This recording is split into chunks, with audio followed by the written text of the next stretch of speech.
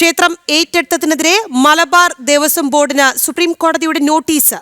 കണ്ണൂർ തളിപ്പറമ്പിലെ മുളങ്ങേശ്വരം ശിവക്ഷേത്രം ഏറ്റെടുത്തതിനെതിരെയാണ് നടപടി. ചിറക്കൽ രാജകുടുംബത്തിന്റെ പക്കലുണ്ടായിരുന്ന 38 ക്ഷേത്രങ്ങൾ മലബാർ ദേവസ്വം ബോർഡ് ഏറ്റെടുത്തിരുന്നു. വിവരങ്ങളുമായി എസ് നന്ദഗോപൻ ഉണ്ട് നമുക്കൊപ്പം.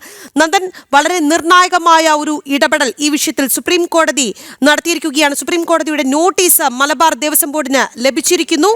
എന്തൊക്കെ നിരീക്ഷണങ്ങൾ സുപ്രീം കോടതി നോട്ടീസിൽ നടത്തിയിട്ടുണ്ട് നന്ദൻ? രാഖി, സുപ്രീം കോടതി നോട്ടീസിൽ സാധാരണ അത്തരം നിരീക്ഷണങ്ങളോ അല്ലെങ്കിൽ മറ്റു കാര്യങ്ങളോ ഉൾപ്പെടുത്താറില്ല. ഈ പ്രതിഭാഗത്തിന്റെ അല്ലെങ്കിൽ ഹർജിക്കാർ നൽകിയ ഹർജിയുടെ മറ്റ് അവരുടെ വാദം കൂടി, പ്രതിഭാഗത്തിന്റെ വാദം കൂടി ഈ രേഖപ്പെടുത്തുവാൻ വേണ്ടിയാണ് സാധാരണഗതിയിൽ സുപ്രീം കോടതി ഇത്തരം നോട്ടീസ് അയക്കുന്നത്. കണ്ണൂരിലെ തളിപ്പറമ്പിലെ മുളങ്ങേശ്വരം ശിവക്ഷേത്രം മലബാർ ദേവസ്വം ബോർഡ് ഏറ്റെടുത്തതിന് എതിരായിട്ടുള്ള ഹർജിയിലാണ് ഇപ്പോൾ ഈ മലബാർ ദേവസ്വം ബോർഡ് നോട്ടീസ് അയച്ചിരിക്കുന്നത്. ചിറക്കൽ രാജകുടുംബത്തിന്റെ പക്കലുണ്ടായിരുന്ന 38 ക്ഷേത്രങ്ങൾ ഏറ്റെടുക്കുന്നതിനായി 1972 ഒരു സ്കീം തയ്യാറാക്കിയിരുന്നു. ഹിന്ദുമത സ്ഥാപനങ്ങളുടെയും അതേപോലെ തന്നെ ധർമ്മ സ്ഥാപനങ്ങളുടെയും ഒക്കെ തന്നെ സ്വത്തുക്കളുടെ മേൽനോട്ടമായിരുന്നു ഇതിൽ പ്രധാനമായും സൂചിപ്പിച്ചിരുന്നത്.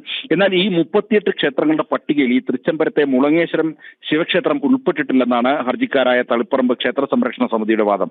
കഴിഞ്ഞ 45 വർഷമായി മുളങ്ങേശ്വരം ശിവക്ഷേത്രത്തിന്റെ ഭരണനിർവഹണം നടത്തുന്നത് തങ്ങളാണെന്ന് ഈ തളിപ്പറമ്പ് ക്ഷേത്ര സംരക്ഷണ സമിതിയുടെ ഹർജി അതാണ് ഇതിൽ പ്രധാനമായും ചൂണ്ടിക്കാണിക്കുന്നത്.